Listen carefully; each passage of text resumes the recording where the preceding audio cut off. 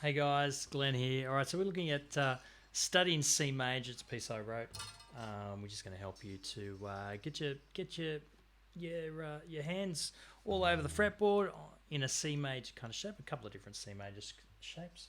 Now, I did toss it up between whether or not we should do this in tab or just notation. Anyway, I've gone with both. All right, the tab and the notation. So hopefully that will help you. All right, so now of course download the whole thing, look at the whole thing, but I've chucked it up here on the screen anyway just to make it a little bit easier. Right, so the first bit, I just want to say, I mean, it's worth practicing your C major scale. All right, it's worth practicing this second position C major scale.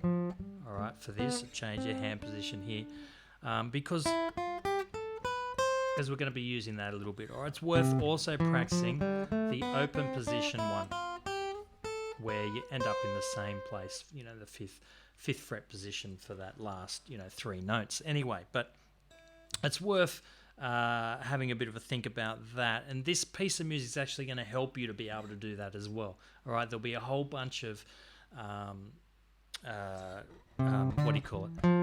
A whole bunch of muscle memory that'll start taking place when you play this song and you practice your scales in the shapes that I give you. Your second position, your third position shape, and your open position shape, as well as some other things. Some other shapes. There's a whole bunch of different shapes you can play C major scale. Now, the thing to note here, of course, when you're playing C major scales, there are no flats and no sharps. All right, so this is a great way to learn your actual notes. All right, now notice we're in 3/4, so that means we've got 3 quarter notes to a bar. The top always tells you what type, the top tells you how many, the bottom tells you what type. So in this case, we've got a 3 at the top, 3 quarter notes, and the other name for quarter notes is crotchets. All right, so which is our usual one beat note. Okay, so we're going to start that, and so this is the shape we're after. 1, 2. All right, so that's our first one. Then we've got the same rhythm for the next part. Change your hand position here. 5, 7, and you're still in the 5th position there. So the first 4.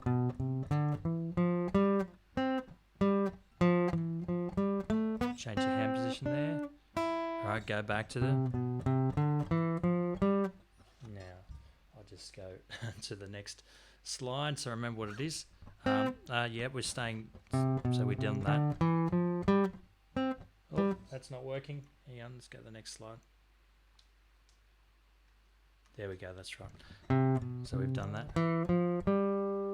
And then here, it's worth changing your hand position, I would say... where are we going to do it here? Alright, we could do it there, or we go... Yeah, let's do this. Let's start keeping the same hand position. Alright, and then change here to the 7th fret, okay? Alright, so then you've got, after you've done that first 7 there in that first bar, then you've got the quavers again, all right, the faster notes. All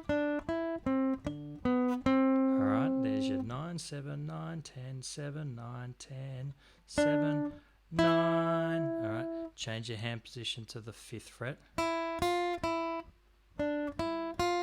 Stay in that position. All right, you can stay in that position, that 5th position, that whole way through there. And then... what do we got? Stay in the same position still. Just crotchets here. So 1, 2, 3, and stay the same position.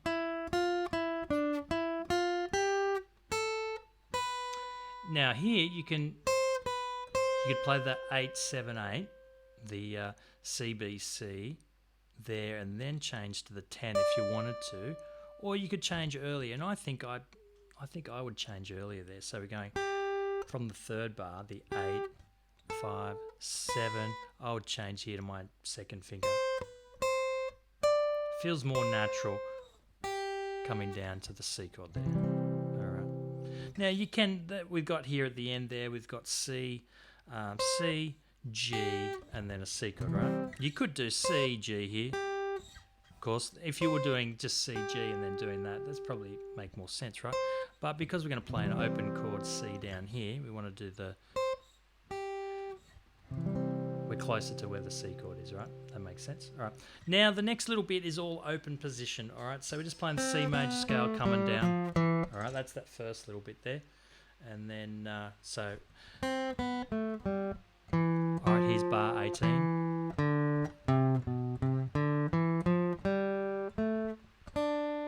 Repeat. There's a repeated bit of that. All right, the next bit, I think it's a C chord, right? Yeah, C chord. All right. Now, the next bit you could do with your fingers or your pick. I'm going to use my pick, my fingers, I mean. All right, so we've got a C chord. Now, you don't need to hold that C down the bottom because that's not being played. Oop. All